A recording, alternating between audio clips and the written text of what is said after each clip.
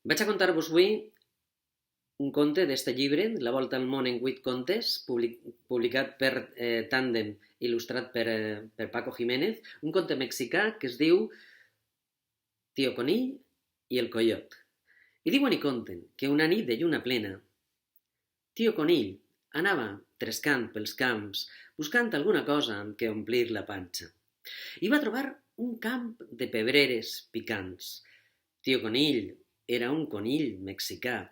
I si hi ha alguna cosa que els agrade als mexicans més que la xocolata, o tant com la xocolata, és les pebreres picants. De manera que esta bull, esta no bull, no va deixar pebrera roja, groga, verda, entreviada, sense provar. Fer una escampada impressionant.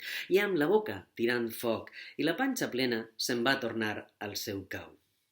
Al dematí següent, l'amo del camp va anar a veure com estaven les seues pebreres. Les va trobar totes escampades per allí, totes mig amossegades. I, mirant, investigant, a veure qui havia fet allò, va trobar les petjades del conill. I va pensar, de manera que has sigut tu, conill, esta nit t'atraparé. I va fabricar un ninot de cera d'abella i el va posar allí enmig del camp. Aquella nit, el conill, recordant com de bones i picants eren aquelles pebreres, torna al camp i va trobar aquell ninot i ell el va prendre per una persona. Com era un conill educat, li va dir «Me donaria unes pebreres?» Però clar, el ninot no va contestar. I ell ho va preguntar 2 i 3 voltes i es va enfadar tant que aleshores botà i amb les 2 potes, pum, li pegà una galtada i es va quedar enganxat amb les 2 potes del davant. Estava tan enfadat que aleshores en les potes del darrere, pum, li va pegar també un colp i es va quedar més enganxat encara. I per més que intentà llevar-se d'allí com poguera, es va quedar tota la nit enganxat. Al dematí, l'amo del camp de les pebreres el va trobar allí cansat i adormit i en un pessic l'agarrà i digué així que eres tu el que se'n menja les pebreres, ara et menjaré jo a tu. I se'l va emportar a casa. El va lligar allí a la porta i ficar una gran olla a calfar aigua per a cuinar-lo. I mentre estava allí, a la porta va passar el coiot i el va trobar allí a la porta. Li digué, «Ei, què fas així, conill?»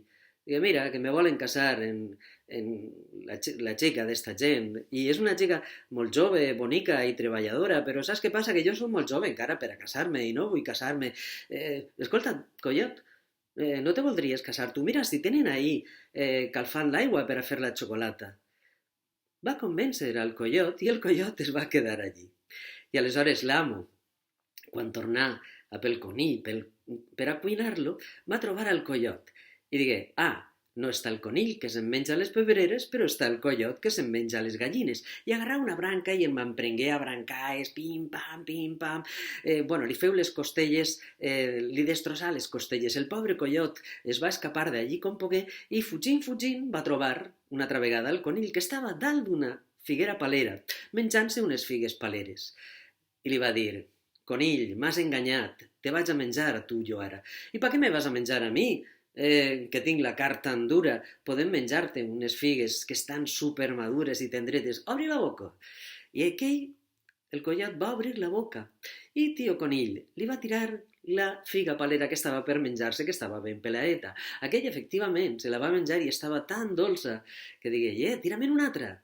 Però aleshores Tío Conill va agafar una figa palera sense pelar i li la va tirar. Aquell va obrir la boca i va tancar els ulls i se li incrustà. I si no sé si sabeu que les figues paleres estan totes plenes de punxes per fora. Es va quedar allí mig ofegat, es va desmallar i el Tío Conill va aprofitar per a arrear-se-la a corrents.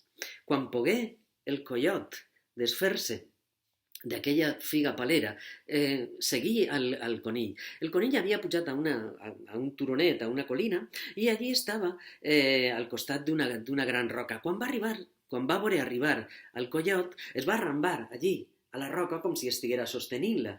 I el coiot li va dir, «Conill, m'has enganyat 2 voltes, ara sí que te vaig a menjar». Diu, «Per què me vas a menjar a mi, que estic així aguantant esta roca, que si no l'aguante jo se caurà i destrossarà el món i el món s'acabarà? Vine així a ajudar-me i deixa de bobaes». I el cas és que el coiot que era un poc bajoca, li va fer cas i es va posar allí a aguantar la roca, moment que el conill aprofità per a arrear-se-la d'allí. Quan estava tan cansat, que ja no podia més, va soltar la roca i va veure que no es movia. I digué, ostres, m'ha tornat a enganyar.